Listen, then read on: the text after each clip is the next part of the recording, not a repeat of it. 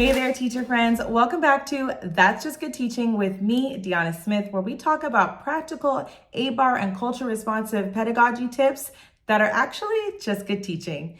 Today, we are going to jump into everything you need to do to set yourself up for success for this to be your best year yet in your classroom. We're talking about the tips that you will need to make sure that your year is rooted in joy and also culturally responsive. We're talking about curriculum, classroom setup, and just everything in between today. So let's get into it. Okay, so the first thing that you want to do to set yourself up for success this year is to think about your classroom setup. Now, I know I have probably some newer teachers and some veteran teachers, so some of this might be brand new information, some of this might be totally stuff that you've heard before, but it is worth repeating because setting up your classroom has a huge impact on the flow of the rest of the year. I'm not just talking about themes and bulletin boards and all of that cute stuff. All of that cute stuff is great and important, but I think what I really am speaking about now is intentionally designing your classroom space so that it meets the needs of your students and facilitates joy and collaboration and engagement throughout the year. So, what does that look like?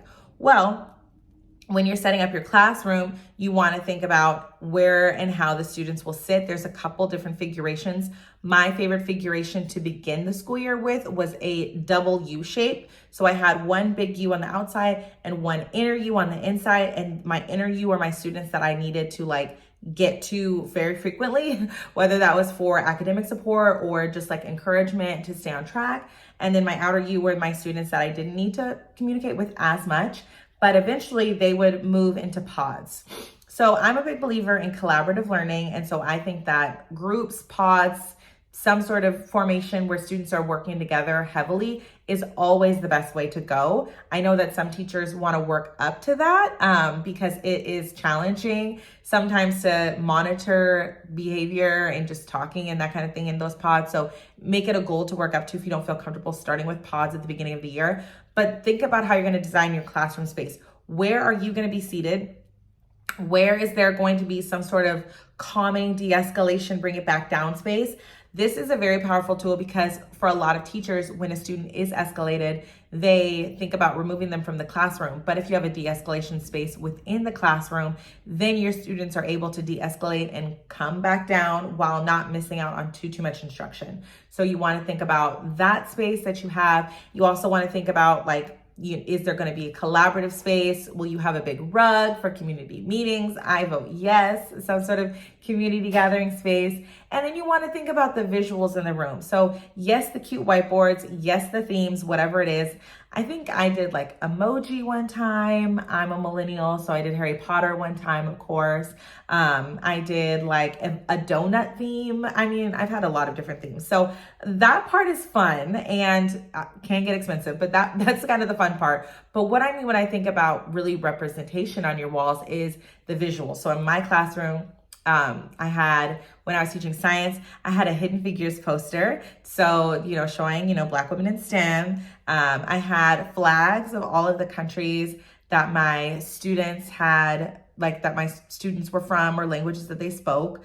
I had, I want to say it's called Papel Picado. I'm probably butchering the name, but you've probably seen it. It's a beautiful, almost cutout paper that you'll see in a lot of images that represent Latino heritage. So we had some papel picado that was coming on the ceiling. So it was just, my priority was making the kids feel like they were visible in the space and that it wasn't just a sterile classroom and it wasn't just my classroom. It was a classroom where they could really see themselves thriving.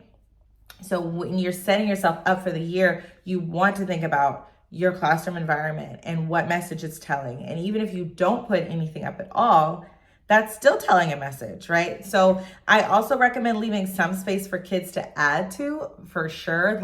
You want to maybe leave some space that's customizable. I always had a celebration wall for students of things that I wanted to celebrate or highlight. Just all of these different kinds of ways to bring students into the space and to make the space work for you and not the other way around. So if you have a lot of flexibility, I would highly recommend starting with, if you want to start with pods or groups of 4, I did I want to say groups of 3. It really depends on the size of the kids and the size of the room, because sometimes like you have tables, so you have to do groups of 2. But I did groups of 3 for the most part. I felt like that worked a little bit better than groups of 4, but I also had bigger kids, bigger bodies. So you want to think about how you're going to arrange the students, and you want to think about, the different functions of the spaces in your room that will help make the community thrive. So that is the first thing that you want to do, is get into that space. There's tons of inspo online. There's tons of pictures online that you can go and look at and just get inspiration from. Don't feel overwhelmed if you don't have the uber cute Pinterest classroom. I never did, but I did make sure that like my space really represented my students and that it worked for the purposes of like the learning that we were trying to do in the classroom. So that is tip number 1. All right, teacher friends. So the next thing that you want to think about is your schedule. Yes, you want to think about how you are arranging your day that will set you up for success. Some of you might not have as much flexibility with this. I know each kind of district is different. If you do have some flexibility though, it is definitely worth spending some time and consideration to try to figure out what schedule works best for you.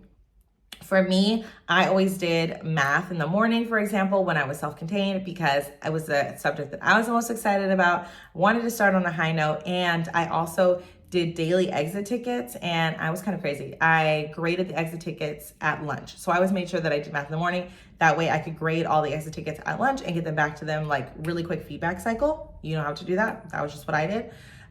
So I did math in the morning. I did ELA in the afternoon because we always started our ELA block with a read aloud. And so I felt like that was a really good transition from recess, because they would come in on 10 from recess, just like totally hype over kickball, basketball, soccer, whatever was going on. And the read aloud was something that kind of like, okay, we're chilling for the first couple of minutes. And then I would do alternating social studies and science in the late afternoon. And one time I worked at a Catholic school also, so I also taught religion. So I had to work that in as well. So you want to think about your schedule and how you can set your students and yourself up for success with the cadence of the day with as much flexibility as you can. One thing that I always recommend to people is a soft start.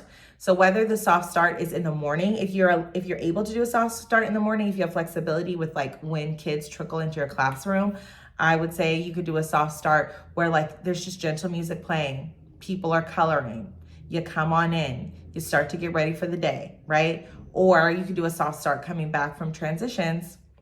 So maybe coming back from like recess, there's, just a buffer period, a 4 or 5 minute buffer. And you can use that for a variety of things. Maybe that's when your mindfulness block is. Maybe that's when your reading block is. You could still do a reading loud. I'm a big proponent of a reading loud. I did reading louds with kids, I think in every grade. I'm trying to think. Yeah, I think in every grade that I taught, including 8th grade, I did read alouds. And some of the books are up there. If you want read aloud recommendations, I have a ton, but you should do a read aloud. See if you can work that into the day. If you are able to and you have the flexibility and you teach younger kids, I also recommend like multiple recesses during the day. I know for a lot of schools, the kinder recess will be like in the morning and then you have your regular recess.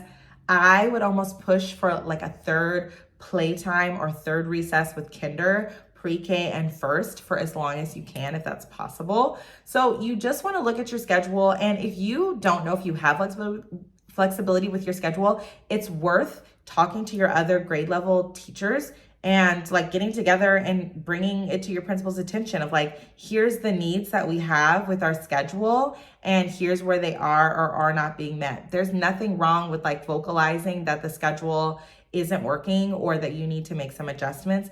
And I know in big schools it gets hard because there's like specials and like a lot of things that you have to, like a lot of moving pieces. It's like Tetris or like Jenga. Or like Rubik's Cube, probably more like a Rubik's Cube. So that being said, if you are able to have some flexibility with your schedule, start to envision what a good flow of the day could look like, where you're thinking about where your energy is at throughout the day and where the kids' energy is at, building in those extra play and recess breaks if you can, at least for the first couple of weeks, and then building in also those transition like soft times. Because if you're thinking that you're going to jump right into math right after recess, that might if you can swing that, I love that for you. I was never able to like really swing that. Kids always needed a little bit of a buffer. So you want to think about that. Another thing that you might want to think about incorporating is where can you pull in some social emotional wellness time, whether that looks like meditation, whether you're using a curriculum for social emotional wellness like Second Step or something that you found online, or whether you're just like having a moment for kids to like reflect on what's going on, do some journaling. You want to think if there's a place to add that into your schedule as well. All of these things, y'all, will set you up for success for the year. And again, it's a lot to think about now, but when you're in the thick of it and your schedule is working with you instead of against you, you will find that you're even more productive. So pulling those little 5 minutes here and there, you might think like, oh, I'm wasting instructional minutes. But the reality is you're gonna have higher quality instructional minutes for the time that you do have when kids have those breaks. So setting yourself up for success, we talked about your classroom. Now we're talking all about getting that schedule aligned in a way that works for you. And like I said, if you're hearing this and thinking like, oh, I don't know if I have that much flexibility with my schedule, get together with your other grade level teachers and maybe advocate for some more flexibility or some change so that you can make your schedule work for you and for your students. So we have talked about your schedule. We've talked about your classroom space. The last thing that we need to talk about is your curriculum.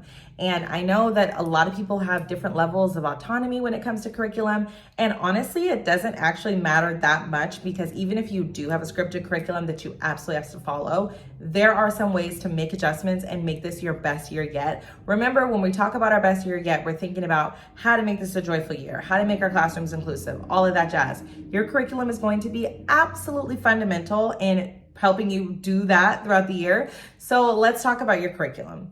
First thing you want to do is look through and see if your curriculum is not particularly culturally responsive or representative of your students. You want to go through and look at the scope and see where you can put in those additions or those supplements to make that happen. So what do I mean by that?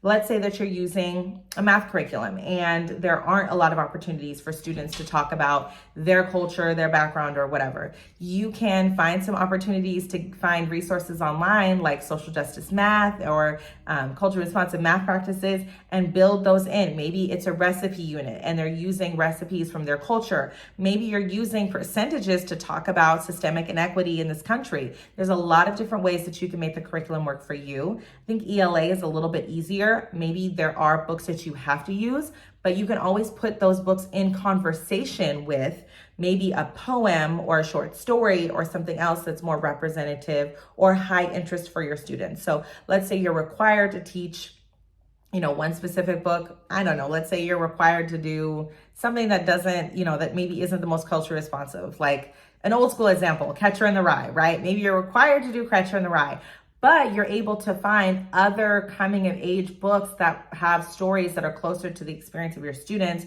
or you find different stories that are more high interest for your students, and you put those in conversation with the book, and then they can do a little compare and contrast, a little, find the similar themes, that kind of thing. So there's definitely ways to use the curriculum that you are required to use, but infuse it with something that is a little bit more culture responsive or representative of your students.